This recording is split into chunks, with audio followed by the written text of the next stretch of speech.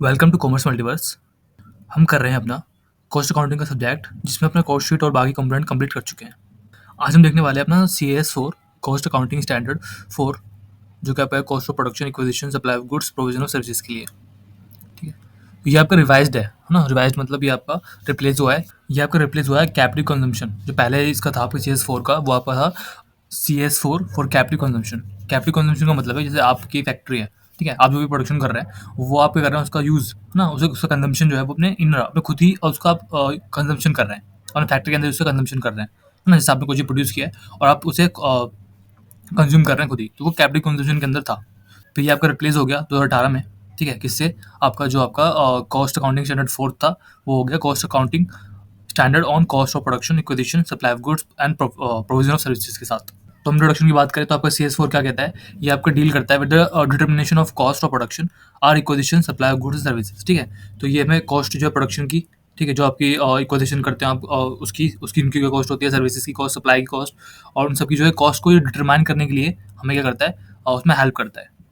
तो ये हमें बताता है आपके जो प्रिंसिपल्स, मेथड्स और क्लास, किस तरह से हमें जो अपनी कॉस्ट को किस तरह से क्लासिफिकेशन करना है, किस तरह से उसे मेजर करना है ना, किस तरह से असाइन करना है, उन सब के हमें ये प्रिंसिपल्स और मेथड्स बताता है, ठीक है। किसके? आपके वो सेम आपका कॉस्ट ऑफ प्रोडक्शन, ठीक है, और एक्विजिशन का, आपने परचेज किया रॉ मटेरियल वगैरह उनका, ठीक है, सप्लाई ऑफ गुड्स और सर्विसेज, जो प्रोविजन फॉर सर्विसेज उन सबके लिए, ठीक है। किसके अंदर? आपका GST एक्ट के रूल के अंदर, ठीक है। जो आपका पहले था आपका CS 4, जो कैपिटल कंजम्पशन था, वो आपका एक्साइज ड्यूटी उस पर लागू होता था आपका, है ना, उस पर अप्लाई होता था। लेकिन अभी उसकी जगह पर क्या है, क्योंकि जो आपका 2017 में GST आया था ना, तो 2017 में आपका GST आया था, तो GST आने के बाद आपके जो जितने भी टैक्सेस थे वो सब तो मर्ज हो गए। तब हमने GST बोल, सब एक ही, सब के सब जो GST के अंदर मर्ज हो गए आपके, ठीक है। तो जो पहले लगता था आपका, वो आपका लगता था एक्साइज ड्यूटी, जो आपकी जो मतलब एक्साइज का वो लगता था आपके किस पे, आपका जो कैपिटल कंजम्पशन था उसके प्रोडक्शन पे जो आपकी कॉस्ट आती थी उसके प्राइस पे। अभी क्या लगता है आपका, जो भी इसके अंदर प्रोविजन होते हैं आपके, वो लगते हैं आपके GST के, ठीक है। GST के जो रूल्स एक्ट हैं वो आपके लगते हैं आपके CS 4 के ऊपर। ऑब्जेक्टिव क्या है इसका? ऑब्जेक्टिव आपका सेम वही है। क्या चाहते हैं हम चाहते हैं अपना यूनिफॉर्मिटी, ठीक है, कंसिस्टेंसी, ठीक है। किसके अंदर?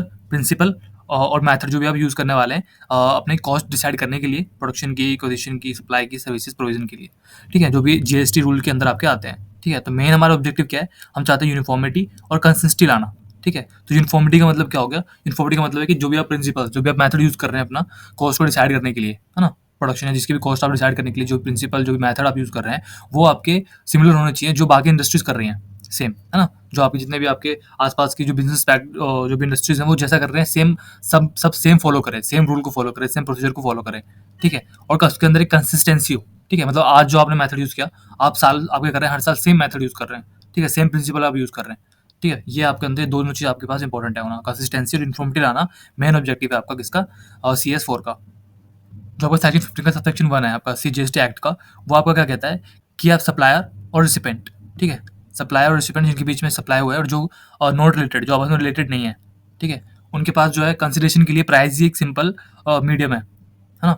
सप्लाई के लिए, सप्लाई जो आप कर रहे हैं, ठीक है, एक सप्लायर है, एक रिसिपेंट है, दोनों अनरिलेटेड है, और दोनों को ट्रांजेक्शन करने के लिए, मतलब जो भी कंसिडरेशन के रूप में आपके पास क्या है, प्राइस है, ठीक है। तो उसकी वैल्यू क्या होनी चाहिए? The value of supply of goods and services are both shall be transaction value, है ना। सेल्फ ट्रांजेक्शन वैल्यू का मतलब है जो भी उसकी एक मार्केट वैल्यू है, जो भी उसकी वैल्यू चल रही है आपकी, है ना, जो भी मार्केट वैल्यू, जो भी जिसकी प्राइस पर मार्केट में चल रहा है, सेम ट्रांजेक्शन वैल्यू उसकी होनी चाहिए।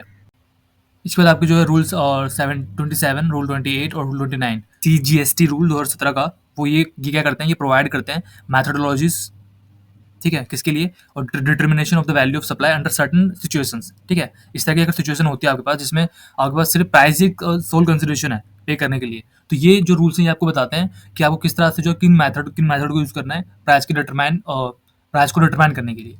ये जो आपके रूल्स है 27, 28, 29, ठीक है, इनकी एक डिटेल जो इनका डेफिनेशन वगैरह हैं वो आपको जो है एक लिंक मिल जाएगी ICMI की वेबसाइट की, जहाँ पर जो पूरा नोटिफिकेशन जो है आपको उसकी PDF मिल जाएगी। वहाँ पर जाकर आप जो है इनकी पूरी डिटेल में जो इनको पढ़ सकते हैं 27, 28 और 29 को, ठीक है। यहाँ पर जो एक ओवरव्यू आपको जो है CS 4 का जो है मैं दे रहा हूँ अभी, तो उसमें काफ़ी ज़्यादा कंपोनेंट है, तो वीडियो जो है काफ़ी ज़्यादा लेंथी हो जाएगी, ठीक है। तो जो थोड़े बहुत मेन पॉइंट्स हैं वो यहाँ पे कवर्ड है। अब अगर जो है आपको अपने सप्लाई की जो है वैल्यू डिटरमाइन करनी है, ठीक है, अगर वो आप 27, 28, 29 रूल के अंतर्गत नहीं कर पा रहे हैं, तो आप क्या कर सकते हैं, इन 3 रूल्स के अलावा आप क्या कर सकते हैं, इनको एक्सक्लूड कर दें, तो आप जो है अपना रूल 30 और रूल 31, ठीक है, उनको आप यूज़ कर सकते हैं अपने जो है प्राइस डिटरमाइन करने के लिए, है ना। तो जो रूल 30 है वो आपका क्या कहता है? रूल 30 आपका कहता है कि जो भी आपकी वैल्यू होगी ना, वो आपकी होगी 110%, ठीक है, of the cost of production, ठीक है। ठीक है, क्यों? क्योंकि देखो जो भी आपका टैक्स लगने वाला है, वो तो आपका जीएसटी आप जो भी आपकी कॉस्ट जितनी ज़्यादा होगी, ठीक है, उतनी ज़्यादा आपका जीएसटी बढ़ जाता है। ठीक है, जैसे मान लो बिजनेस है आपका, तो उसके अंदर अब टैक्स का सिस्टम क्या है, पहले तो एक्साइज ड्यूटी होती थी, ठीक है, प्रोडक्शन के ऊपर लगती थी। अब उन्होंने क्या कर दिया आपका कि आपका उस पर जो है जीएसटी के रूल्स लगने वाले हैं, ठीक है, तो जितनी ज़्यादा आपकी कॉस्ट होगी, जो भी आप प्रोड्यूस कर रहे हो, वो जितनी ज़्यादा कॉस्ट होगी, उतनी ज़्यादा आपकी क्या होने वाली है, उतनी ज़्यादा आपके ऊपर जीएसटी की जो है लायबिलिटी बढ़ जाएगी, है ना? क्योंकि उन्होंने फिक्स कर दिया, क्या फिक्स कर दिया कि जो भी आपकी प्राइस होगी रूल 30 के अंदर, उसकी वैल्यू होगी वो 110% होगी, है ना? यानी आप जो है अपने गुड्स की जो प्राइस है वो 110% से ज़्यादा रख ही नहीं सकते, है ना? ऐसा इन्होंने कहा हुआ है। तो अब 110% को तो छेड़ नहीं सकते, तो अब क्या करेंगे, अपनी कॉस्ट को कम करना चाहेंगे, क्योंकि जितनी कम आपकी कॉस्ट होगी, उतना कम आपको जो है टैक्स लायबिलिटीज पे करनी होगी। अगर स्कोप की बात करें हम, तो ये जो स्टैंडर्ड हमारा ये अप्लाई होता है किसके लिए? Statement that require classification, measurement, assignment, presentation and disclosure of related cost of determination of following, ठीक है, under the GST acts rules के अंदर। ठीक है, तो हमें अपनी जो है कॉस्ट की क्लासिफिकेशन करनी है, मेजरमेंट करना है, उसका असाइनमेंट करना है, प्रेजेंटेशन करनी है, कॉस्ट को जो है हमें डिस्क्लोज करना है कि भाई इसमें क्या क्या कॉस्ट के कंपोनेंट है, तो वहाँ पर हमारा जो है ये CS4 आपका लगता है। तो स्कोप के अंदर क्या क्या है आपका? Determination of cost of production, ठीक है, इक्विजिशन की कॉस्ट और सप्लाई की कॉस्ट, ठीक है, और आपकी जो भी सर्विसेज है उनकी, और determination of value of supply of goods और services as per the open market value, ठीक है, as per the goods are likely kind and quality, ठीक है, तो आपको जो अपनी इनकी जो वैल्यू रखनी है वो आपको क्या रख देनी है, जो रूल आपका 30 जो आपका अदर रूल्स हैं वो या तो रूल 30 के हिसाब से रखेंगे आप, या फिर जो आपका जो भी ओपन मार्केट में वैल्यू होगी आपकी, ओपन मार्केट वैल्यू जो होगी वो वैल्यू आपको रखनी है। डेफिनेशन की बात करें अपना, तो पहले अपना बताया cost of provision of services, ठीक है, तो जो आपकी सर्विसेज होगी उनकी उनकी कॉस्ट में क्या क्या इंक्लूड होना चाहिए आपका?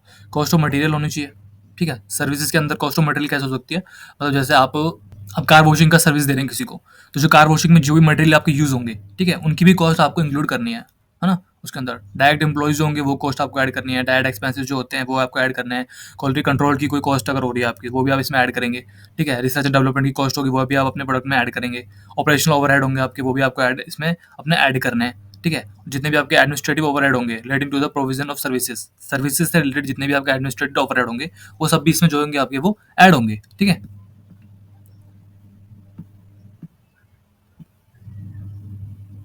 Cost of production of goods, आपने गुड्स प्रोड्यूस किया है तो उसके अंदर क्या क्या होना चाहिए, क्या क्या ऐड होगा? मटेरियल जो आपने कंज्यूम किया उसकी कॉस्ट ऐड होने वाली है, direct wages and salaries add होगी, direct expenses, work overhead, factory over जिसे हम वर्क ओवरहेड जिसे हम अपना फैक्ट्री ओवरहेड भी कहते हैं, क्वालिटी कंट्रोल कॉस्ट, ठीक है, रिसर्च एंड डेवलपमेंट की कॉस्ट, पैकिंग कॉस्ट, और जितने भी एडमिनिस्ट्रेटिव कॉस्ट होगी overhead relating to the production, ठीक है, प्रोडक्शन से रिलेटेड जितने भी आपके एडमिनिस्ट्रेटिव ओवरहेड होंगे वो आपके इसमें इंक्लूड होंगे, है ना? जैसे आपका प्रोडक्शन यूनिट है, आपकी फैक्ट्री है, उसके अंदर आपने कुछ अपना मैनेजमेंट रखा हुआ है, कोई आपने वहाँ पे अपना कोई भी रखा हुआ है वहाँ पे, तो वो क्या हो गया आपका एडमिनिस्ट्रेटिव ओवरहेड हो गया जो आपके प्रोडक्शन से रिलेटेड है ना? ऐसे एडमिनिस्ट्रेटिव ओवरहेड जो प्रोडक्शन से रिलेटेड है वो भी आपके प्रोडक्ट में उनकी भी कॉस्ट ऐड होगी। अब आपने जो है अपने परचेज़ किया है या एक्वायर किया है, जैसे रॉ मटेरियल वगैरह आपने परचेज़ किया है या कुछ भी फाइनल गुड बनाने के लिए, तो उनके अंदर क्या-क्या इंक्लूड होगा? जो उसका परचेज़ प्राइस होगा, जितने भी आपने उसको परचेज़ किया वो ऐड होगा, ठीक है? और उसके बाद आपकी इम्पोर्ट ड्यूटीज़ या अदर टैक्सेस जो होंगे आपके, ठीक है? वो सारे इसमें ऐड करेंगे, ठीक है? किसको हटा देना है आपको? नेट क्या करना है आपको? ट्रेड डिस्काउंट, ठीक है? रिबेट, अदर टैक्सेस और जितनी भी ड्यूटीज़ वगैरह होंगी, इन सब का नेट एक आपको इसमें अपना ऐड करना है ना? और ट्रांसपोर्ट एंड हैंडलिंग स्टोरेज पे आपने खर्चा किया है वो आप ऐड करेंगे, और अदर जितने भी डायरेक्ट कॉस्ट होंगे आपकी, जो भी आपके सीधे-सीधे एक्विजिशन में लग रहे हैं, वो सर्विस एक्विजिशन गुड सर्विस को एक्वायर करने में जितनी भी आपकी कॉस्ट आ रही है, वो सारी कॉस्ट आप इसमें अपना ऐड करेंगे। अब अगर हम प्रिंसिपल्स ऑफ मेजरमेंट की बात करें, ठीक है, कि मेजर करने के प्रिंसिपल्स क्या-क्या हैं? तो पहला प्रिंसिपल आपका क्या है? कॉस्ट ऑफ प्रोडक्शन और acquisition of goods and services shall be measured for each type of goods and services separately, ठीक है? तो आपको क्या करना है? आपको ना सारे जितने भी आपके जो भी आपने गुड्स एंड सर्विसेज आप अपनी प्रोड्यूस कर रहे हैं, उनको सबका अलग-अलग कॉस्ट शीट आपको बनानी है, सबकी अलग-अलग कॉस्ट आपको डिटरमाइन करनी है, ठीक है? सेकंड आपको क्या कहता है? कॉस्ट ऑफ प्रोडक्शन और एक्विजिशन और supply of goods type of goods shall be aggregate of direct and indirect cost relating to the production और एक्विजिशन और supply activity of those goods. तो जो भी आपके पास गुड्स प्रोडक्ट आप प्रोडक्शन कर रहे हैं, उनसे रिलेटेड जितने भी आपके डायरेक्ट इनडायरेक्ट कॉस्ट होंगे ना, जितने भी हैं, वो सारे उसमें आपके ऐड होने चाहिए, ठीक है? ये सब चीज़ आपको पता ही है वैसे भी नॉर्मली। ये भी आपका CS4 बोलता है, ठीक है? नेक्स्ट आपको जो प्रिंसिपल CS4 के अंदर है, वो कहता है कि the cost of provision for each type of service shall be aggregate of direct indirect cost relating to the service activity, ठीक है? जो भी आपकी सर्विस एक्टिविटी आप प्रोवाइड कर रहे हो अपना, उसके अंदर जितनी भी डायरेक्ट इनडायरेक्ट कॉस्ट आपकी आ रही है, वो सारी उसमें आपकी ऐड होगी, ठीक है? Material cost shell be measured separately for each type of material, जो भी आप मटेरियल परचेज़ कर रहे हैं, उनकी कॉस्ट क्या होगी, अलग-अलग तरह के आपने मटेरियल परचेज़ किया है, तो सबकी अलग-अलग तरह से अलग-अलग जो है उसकी क्लासिफ़िकेशन होगी, अलग-अलग तरह से उनकी जो है डिटर्मिनेशन होगा क्या-क्या कॉस्ट किसकी क्या है, ठीक है? आपने इम्पोर्ट किया मटेरियल, वो bought out components, process material, self manufactured items, आपने खुद कुछ कंपोनेंट आपने परचेज़ किए हैं रॉ मटेरियल के, कुछ कंपोनेंट आपने खुद बनाए हैं, तो सबके अलग-अलग कॉस्ट आपको शो करनी है ना? Employ cost of each type of goods and services shall be measured separately. आपने एम्प्लॉय कॉस्ट लगी है आपकी, हर जितने भी गुड्स हैं, आप मान लो 2 तरह के गुड्स बना रहे हैं, तो दोनों पे अलग-अलग, इस पे एम्प्लॉय की क्या कॉस्ट लगी है वो अलग दिखानी है, ठीक है? एक गुड्स पे क्या लगी है वो अलग दिखानी है। ऐसे नहीं करना सारे गुड्स का, सारे सर्विसेज का एक साथ आपको शो नहीं करना है, सबको अलग-अलग शो करना है। Cost of packing, material used for the production or acquisition, or supply of provision services shall be measured for each type of goods or service separately. ठीक है, यानी आप जो गुड्स और सर्विसेज आप प्रोड्यूस कर रहे हो, उनमें आपकी जो कॉस्ट ऑफ पैकिंग आती है ना, वैसे तो कॉस्ट ऑफ पैकिंग अलग आनी चाहिए आपकी, बट क्या है कि वो तो मैन्युफैक्चरिंग का पार्ट नहीं है। बट यहाँ पे CS4 बोलता है कि आपको जो है वो पैकिंग मटेरियल का जो कॉस्ट है, वो भी आपको जो है अपनी गुड्स की, जो सर्विस की जो आप कॉस्ट डिटरमाइन करेंगे, उसमें वो कॉस्ट भी आपको लेनी है ना? जो आपने प्रोडक्शन किया है उसके अंदर आपको पैकिंग की कॉस्ट भी ऐड करनी है। ये CS4 आपको बोलता है। हालाँकि वो तो प्रोडक्शन का पार्ट नहीं है, फिर भी आपको वो उसमें ऐड करनी है। ठीक है? High value of spare shall be recognised as property, plant and equipment when they meet the definition of property, plant and equipment सेप एंड डेप्रिशिएट अकॉर्डिंगली। है ना? तो मतलब क्या, जैसे मान लो आपके पास कुछ कुछ स्पेयर पार्ट्स हैं, ठीक है? जो काफ़ी ज़्यादा क्या है, हैवी हैं, काफ़ी ज़्यादा उनकी जो उनकी वैल्यू है वो काफ़ी ज़्यादा है, काफ़ी महँगे हैं वो आपके, है ना? तो वो उन स्पेयर का क्या करना है, अगर वो आपकी डेफिनिशन मीट करती है, प्रॉपर्टी, प्लांट एंड इक्विपमेंट की, PPE की, अगर वो डेफिनिशन आपकी मीट कर रही है, तो हम उसपे क्या करेंगे, हम उसपे भी अपना डेप्रिसिएशन लगाएँगे, है ना? जैसे मान लो आपके पास कोई काफ़ी बड़ी मशीन है, ठीक है? उसका एक पार्ट है जो जिसकी वैल्यू भी काफ़ी ज़्यादा है, ठीक है? और वो भी आपकी जो है प्लांट, प्रॉपर्टी, इक्विपमेंट के अंदर आ रही है उसकी डेफिनिशन, वो उसको मीट कर रही है अगर आपकी स्पेयर, तो उसपे क्या होगा, उसपे भी आप डेप्रिसिएशन लगाओगे। यानी कि स्पेयर पार्ट मतलब उसके जो यूसेज है ना, जो आपका हाई वैल्यू स्पेयर पार्ट है, उसका यूसेज जो है वो एक साल से काफ़ी ज़्यादा है ना? उसका जो लॉन्ग टर्म तक आप यूज़ उसका होने वाला है, तब फिर उसपे क्या लगेगा, तो उसपे डेप्रिसिएशन लगेगा। लेकिन अगर वो 1 साल से कम की है, कुछ ही मंथ आपकी काम की है उसकी ना, तो क्या करना है, अगर वो सिर्फ़ शॉर्ट टर्म के लिए है, तो फिर हम क्या करेंगे, उसे इन्वेंटरी मान लेंगे और उस तरह से वो क्या होगा, जैसे वो कंज़्यूम होगा, उसकी कॉस्ट उसमें हम ऐड कर देंगे अपने कॉस्ट ऑफ प्रोडक्शन सर्विसेज जो भी है उसके अंदर। रिसर्च डेवलपमेंट कॉस्ट आपकी हो रही है प्रोडक्शन, एक्विजिशन, सप्लाई पर, सर्विसेज के ऊपर, तो वो क्या होगी, वो मेजर होगी अलग, ईच टाइप ऑफ, है ना? सबके लिए क्या होगी, जिस पे जो आपने खर्चा किया है उसके लिए वो उसमें ऐड हो जाएगी, ठीक है? अलग अलग गुड्स हैं जिसके ऊपर जो रिसर्च डेवलपमेंट का खर्चा हुआ है वो उसमें ऐड होगी आपकी। डेप्रिसिएशन क्या होगा, डेप्रिसिएशन तो लगता है, ठीक है? और जो CS4 है, बट क्या बोलते हैं, डेप्रिसिएशन तो आपके हर आइटम पे लगेगा, ठीक है? Production, acquisition, supply, goods, provision shall be measured for each type of goods and services. हर तरह की गुड्स एंड सर्विसेज के ऊपर डेप्रिसिएशन जो है एन अमोर्टाइजेशन आपको लगाना है, ठीक है? अब डेप्रिसिएशन जो है वो मेजर कैसे होता है, डेप्रिसिएशन जो आपका जो होता है, जो भी आपके पास असेट है, ठीक है, जब वो आपके पास अवेलेबल फॉर यूज होगी ना, तभी से आपको क्या लगा देना है, तभी से आपको उस पर डेप्रिसिएशन लगा देना है, when it is in location and condition necessary for it to be capable of operating in manner intended by the management. ठीक है, डेप्रिसिएशन कब लगता है, आपका डेप्रिसिएशन लगता है जब आपके पास जो असेट है वो अवेलेबल फॉर यूज हो और पुट टू यूज हो ना। ऐसे नॉर्मली तो यही होता है कि अवेलेबल फॉर यूज़ हो, या तो उसपे तब डेप्रिसिएशन लगेगा, ठीक है? या फिर उसपे या फिर पुट टू यूज़ होगा, यानी आप या तो उसको यूज़ करना शुरू कर दिया, तब उसपे डेप्रिसिएशन लगता है, या फिर आपने उसको परचेज़ कर लिया है, अवेलेबल है वो यूज़ करने के लिए, तब उसपे डेप्रिसिएशन लग सकता है। लेकिन जो आपका CS4 है, वो आपका कहता है कि आपको डेप्रिसिएशन तब से ही लगाना है जब वो अवेलेबल फॉर यूज़ है। चाहे वो उसका यूज़ हुआ हो, वो पुट टू यूज़ हुआ हो या ना हुआ हो, आपको उसपे डेप्रिसिएशन कब लगाना है, जब वो अवेलेबल फॉर यूज़ है, ठीक है? तब से आपको उसपे जो है अपना डेप्रिसिएशन लगाना शुरू कर देना है, चाहे आपका प्रोडक्शन हो या ना हो, है ना? डेप्रिसिएशन तो आपका लगता ही रहेगा, ये ऐसा CS4 आपका कहता है, ठीक है? हालाँकि कुछ जो आपके मेथड्स होते हैं वो अलग-अलग होते हैं, जैसे आपका यूनिट प्रोडक्शन मेथड एक होता है, जिसमें आपका जितना आप यूनिट प्रोड्यूस करते हो उसके हिसाब से आपको डेप्रिसिएशन लगता है ना? तो वो अलग केसेज़ हैं, उनमें तो जब आपका प्रोडक्शन ही नहीं हुआ तो उसमें डेप्रिसिएशन कैसे लगेगा, है ना? वो एक अलग चीज़ है। लेकिन जो CS4 आपको बोलता है वो यही कहता है कि आपको जो डेप्रिसिएशन लगने वाला है, आपको जो मेथड होते हैं डेप्रिसिएशन के, स्ट्रेट लाइन मेथड हो गया है या रिटन डाउन वैल्यू मेथड हो गया आपका, वो आपका क्या लगेगा, वो लगते ही रहेगा आपका, ठीक है? जब तक उसकी लाइफ है आपकी एसेट की, उस पर डेप्रिसिएशन लगता ही रहेगा।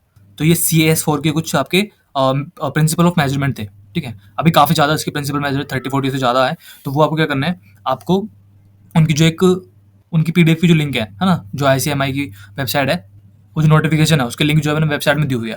आप जो है डिटेल में उनको पढ़ सकते हैं, और अगर कोई डाउट आता है आपको किसी भी प्रिंसिपल को लेकर या असाइनमेंट को लेकर, तो आप क्या कर सकते हैं, सिंपल कमेंट कर सकते हैं। नेक्स्ट वीडियो में हम देखेंगे अपना CS22। तो अभी के लिए इतना ही। Thank you for watching.